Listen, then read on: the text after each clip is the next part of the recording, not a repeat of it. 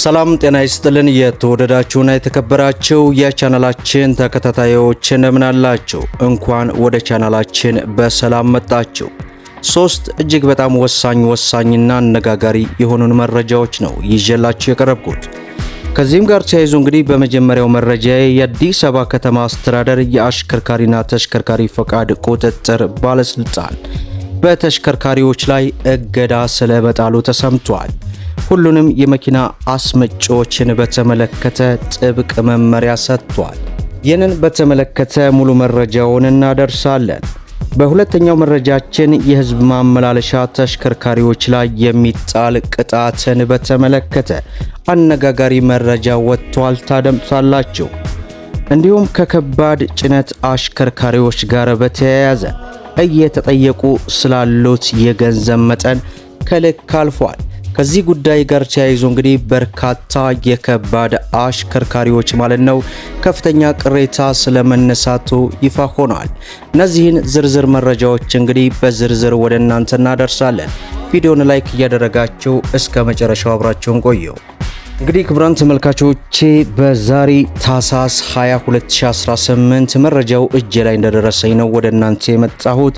የአዲስ አበባ ከተማ አስተዳደር እንግዲህ አሽከርካሪዎችን በተመለከተ አዲስ መመሪያ አስተላልፎ እገዳ ጥሏል። በተጨማሪም የመኪና አስመጪዎች ላይ ጥብቅ መመሪያ አስተላልፏል። ይህንን በተመለከተ ወደ እናንተ ዝርዝር መረጃውን ከማድረሳችን በፊት ግን በኢትዮጵያ የትራፊክ ደህንነት ቁጥጥር ስርዓት ውስጥ ትርፍ ጭነው በሚገኙ የህዝብ ማመላለሻ ተሽከርካሪዎች ላይ የሚጣለው ቅጣት አሽከርካሪው ላይ ብቻ ያተኮረ መሆኑ የችግሩን ስርዓት ለመግታት እንቅፋት መሆኑ እየተገለጸ ነው። በአገሪቱ ባለው ልምድ መሰረት አንድ የህዝብ ማመላለሻ ተሽከርካሪ ከተፈቀደው በላይ ተሳፋሪዎችን ጭኖ ቢገኝ የገንዘብ ቅጣቱም ሆነ ተያያዥ እርምጃዎች የሚወሰዱት በአሽከርካሪውና በረዳቱ ላይ ብቻ ነው። ይህም ተሳፋሪዎቹ ለራሳቸው ደህንነት ግድ ሳይሰጡ በፈቃደኝነት ትርፍ እንዲጭኑ በር ከፍቷልም ተብሏል። እንደ ኬንያ ባሉ ጎረቤት አገራት ግን ህጉ የተለየ መሆኑ ይነገራል። በኬንያ የትራፊክ ደህንነት ህግ መሰረት ተሽከርካሪው ሞልቶ እያለ በፈቃደኝነት ትርፍ ሆኖ የተሳፈረ ማንኛውም ሰው በፖሊስ ተይዞ የገንዘብ ቅጣት ይጣልበታል። አልፎም ተርፎም ፍርድ ቤት ሊቀርብ ይችላል። ይህ አሰራር ተሳፋሪው አልጭንም ብሎ የመቃወም መብቱን እንዲጠቀምና ለአሽከርካሪው የትርፍ ጭነት ሰበብ እንዳይሆን ለማድረግ ያለመ ነው። በተመሳሳይ እንደ ዩናይትድ ኪንግደም ወይም እንግሊዝ ባሉ ሀገራት ተሳፋሪዎች የመቀመጫ ቀበቶ የመጠቀም ግዴታ ስላለባቸው ትርፍ ተጭኖ ቀበቶ ሳታስር ከተገኘ ተሳፋሪው በግሉ ከፍተኛ የገንዘብ ቅጣት እንዲከፈል ይገደዳል። በአውስትራሊያና በተባበሩት አረብ ኤሚሬትስም ተሳፋሪው ለራሱ ደህንነት ኃላፊነት እንዲወስድ የሚያስገድዱ ጠንካራ ህጎችም ተዘርግተዋል። የዘርፉ ባለሙያዎች እንደሚሉት ተሳፋሪው መጠየቅ ያለበት የጋራ ኃላፊነትን ለማስፈን ነው። አሽከርካሪው ትርፍ ለመጫን ቢፈልግ እንኳን ተሳፋሪው አልጭንም ካለ ህገወጥ ድርጊቱን ማስቆም እንደሚቻልም ይገልጻል። በተጨማሪም አደጋ ቢከሰት የመድን ድርጅቶች ካሳ የሚከፍሉት ለተፈቀደው የሰው ብዛት ብቻ በመሆኑ ትርፍ የተሳፈረ ሰው መብቱ እንደሚጣስ ግንዛቤ ሊወሰድም ይገባል። በትራፊክ አደጋው ከፍተኛ ጉዳት የሚያደርሰው ትርፍ በመጫኑና የመቀመጫ ቀበቶ ባላሰሩ ተሳፋሪዎች ላይ በመሆኑ ይህ በኢትዮጵያ ያለው አሽከርካሪዎችን ብቻ የመቅጣት ልምድ ሊፈተሽ እንደሚገባ እንግዲህ የዘርፉ ባለሙያዎች ሐሳብ አስተያየታቸውን ሰጥተዋል። እናንተስ የሚሰማቸው ሐሳብ አስተያየት በኮሜንት አስነብቡን። በሌላ በኩል የከባድ ጭነት አሽከርካሪዎችን በተመለከተ እየተጠየቁ ያሉት የገንዘብ መጠን ከልክ አልፏል። በዚህም በርካቶች ተማረዋል።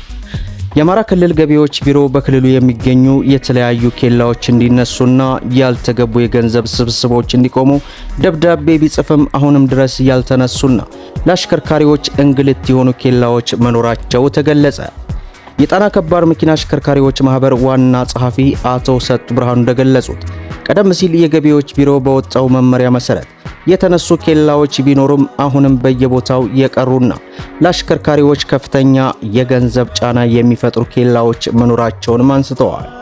በተለይ በየ300 ኪሎ ሜትር እስከ 12 የሚደርሱ ኬላዎች መኖራቸውና በእነዚህ ኬላዎች ላይ የመንገድ ፈንድ፣ የልማት አልማ፣ የስፖርትና የቀይ መስቀል በሚሉ ስሞች የተለያዩ ክፍያዎች እንደሚጠየቁም ገልጸዋል። ደብዳቤ መጻፍ ብቻውን በቂ አይደለም የሚሉት አቶ ሰጡ የክልሉ መንግስት መሬት ላይ ወርዶ አፈጻጸሙን ሊከታተል ይገባል። ደብዳቤው ሁልጊዜም ይጻፋል፣ ነገር ግን ተግባራዊ የሚደረገው አካል የለም ሲሉ ቅሬታቸውን አቅርበዋል። በአንዳንድ ቦታዎች አሽከርካሪዎች ከፍተኛ ክፍያ አንከፍልም ሲሉ ታርጋቸውን እስከ መፍታትና መንገድ እስከ መዘጋት የሚያደርስ እንግልት እንደሚደርስባቸውም ተናግረዋል። ይህ በእንዲህ እንዳለ የአዲስ አበባ ከተማ አስተዳደር የአሽከርካሪና ተሽከርካሪ ፍቃድና ቁጥጥር ባለስልጣን በተሽከርካሪዎች ላይ እገዳ ጥሏል። ሁሉም የመኪና አስመጪዎችንም በተመለከተ ጥብቅ መመሪያ ማውጣቱ ተገልጿል። የአዲስ አበባ ከተማ አስተዳደር የአሽከርካሪና ተሽከርካሪ ፍቃድና ቁጥጥር ባለስልጣን የተሟላ የተሽከርካሪ መሰረታዊ ሰነዶችን አሟልተው ሳይረከቡ የተሽከርካሪ ግዢዎችን ወደ ተቋሙ የሚልኩ እንዲሁም ጉዳዩን አስፈጻሚውን በመመደብ ከተገልጋይ ተጨማሪ ክፍያን የሚቀበሉ አስመጪዎችንም ካሁን በኋላ በተቋሙ አገልግሎት እንደማያገኙ እገዳ መጣሉ በዚህ ሰዓት ይፋ ሆኗል። ሁሉም የተሽከርካሪ አስመጪዎች ለገዢዎች የተሟላ የተሽከርካሪ መሰረታዊ ሰነዶችን በመስጠት ገዢዎች ወደ ተቋማችን መጥተው ያለ እናንተ ጉዳይ አስፈጻሚ ያለ እንግልትና ውጣ ውረድ ቀልጣፋ አገልግሎት ማግኘት እንደሚችሉ መረጃ እንድትሰጡ ሲል በጥብቅ እንግዲህ በዚህ ሰዓት አሳስቧል ማለት ነው። መደመጥ ያለባቸው ወሳኝ የሆኑ መረጃዎችን አሰባስቤ እንግዲህ ወደ እናንተ አድማጭ ተመልካቾቻችን ይዤላችሁ ቀርቤያለሁ። እንደሚታወቀው በዚህ ቻናል ስለ ተሽከርካሪዎች አጠቃላይ ሁኔታ የዋጋ ደረጃ ሲጨምርም ሲቀንስም ያለውን መረጃ እየተከታተልን ወደ እናንተ የምናደርስበት ቻናል ነው። ከሰሞኑም ያለውን የመኪና ዋጋ በተመለከተ እንግዲህ የሁሉንም መረጃዎች አንድ ባንድ ወደ እናንተ እያደረስን ነው። ከሰሞኑ ያለው በተለይ የነዳጅ ተሽከርካሪዎች ላይ ጭማሪ እየተከሰተ መረጃዎችን እንግዲህ አድርሰናል። ምናልባት በኤሌክትሪክ መኪኖች ላይ ያለው የዋጋ ደረጃ መለስተኛ አነስተኛ የሆነ ቢሆንም በነዳጅ ተሽከርካሪዎች ላይ ግን የዋጋ ጭማሪ መደረጉ ብዙዎቻችንን እያነጋገረ ይገኛል። በተለይ መንግስት ከዓመታቶች በፊት ወደ ሀገር ውስጥ የሚገቡ የነዳጅ ተሽከርካሪዎችን እገዳ መጣሉ ይታወሳል። እንዲሁም የኤሌክትሪክ ተሽከርካሪዎችን ከማበረታቱ አንጻር ማለት ነው። ይህ ሁኔታ ከምን ጋር ተያይዞ ነው? እናንተም ሐሳብ አስተያየታችሁን ስጡበት። ስለ መኪና ለማወቅ መኪናን በተመጣጣኝ ዋጋ ለመግዛት ቻናሉን ሰብስክራይብ ያደረጋችሁ በየዕለቱ የሚለቀቀው መረጃ እንዲደርሳችሁ ደግሞ የኖቲፊኬሽን ማብራታችሁን አትዘንጉ እያልን ለዛሬ ለዕለቱ ያስኩላችሁ መረጃ ይህን ይመስላል ማለት ነው። እስከ ፍጻሜው ድረስ አብራችሁን ስለቆያችሁ ልባዊ ምስጋናችንን እየሰጠን በሌላ ቪዲዮ እስከምንገናኝ ወሰላሙ አለይኩም ወራህመቱላሂ ወበረካቱ።